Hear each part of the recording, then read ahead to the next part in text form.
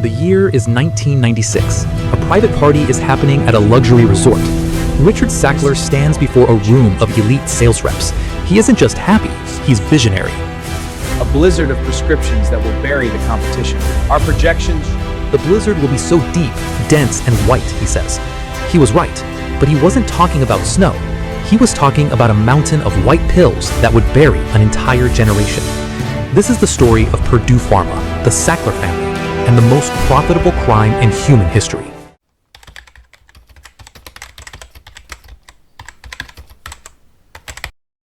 For decades, doctors were terrified of opioids. They were for the dying, cancer patients, end-of-life care. The Sacklers wanted to change that. They didn't see a medicine, they saw a market. They took OxyContin, a chemical cousin of heroin. They wrapped it in a time-release coating, and they called it OxyContin. Then came the lie that changed everything. They told doctors the addiction rate was less than 1%. There was no study, no data, just a sentence in a brochure. They hired 3,000 doctors to join their speakers bureau. They paid them to tell other doctors that pain was a fifth vital sign. If a patient was hurting, you were a bad doctor if you didn't prescribe. The blizzard had begun.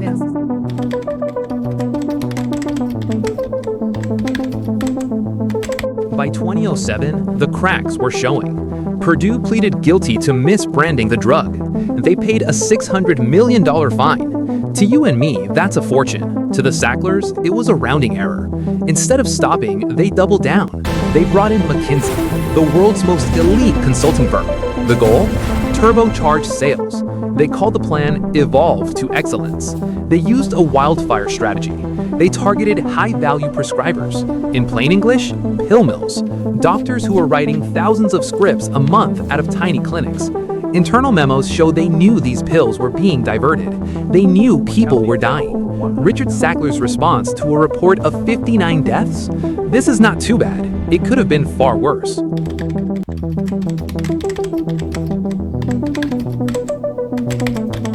This is the part that feels like a movie villain plot. By 2014, the Sacklers saw the opioid crisis was a national catastrophe. Most people would try to fix it. The Sacklers tried to monetize it. They launched Project Tango. The internal memo said, pain treatment and addiction are naturally linked. They planned to buy a company that sold Suboxone, the cure for the addiction they were selling. They wanted to own the drug that caused the problem and the drug that treated it. They called it an attractive market. They weren't just arsonists. They were selling the fire extinguishers while the house was still burning.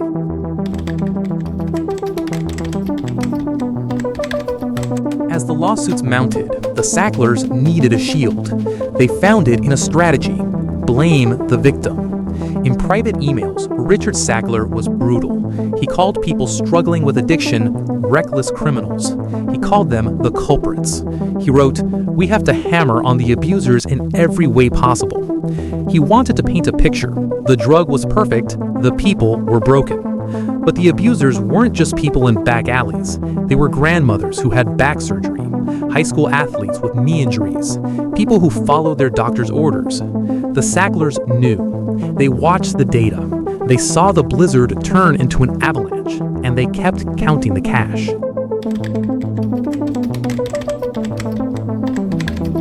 Between 2008 and 2016, the Sacklers did something interesting. They started draining the company. They withdrew over $10 billion. They moved it into a web of trust and offshore accounts. They were preparing for the end. When the lawsuits finally became too much, Purdue filed for bankruptcy. The Sacklers offered a deal. They would give some of the money back, about $6 billion. In exchange, they wanted non-debtor immunity, a lifetime legal shield. They wanted to be extinguished from all future liability without ever filing for personal bankruptcy themselves. For years, it looked like they would get away with it, but in June 2024, the Supreme Court stepped in. They blocked the blanket immunity deal. They said the bankruptcy code doesn't allow billionaires to buy their way out of accountability without putting everything on the table. In early 2025, a new settlement was reached, $7.4 billion. The Sacklers lose control of the company. Their name is being stripped from the Louvre, the Met, and Oxford. But the money they're paying, it's mostly the profit they made while people were dying. They still live in mansions, they still have billions in the bank, while over 500,000 Americans are in the ground. The Sacklers didn't just build a pharmaceutical company, they built an empire of pain. And they proved that if you're rich enough, the fine for destroying a country is just the cost of doing business. If you like this video, kindly subscribe now for more finance stories.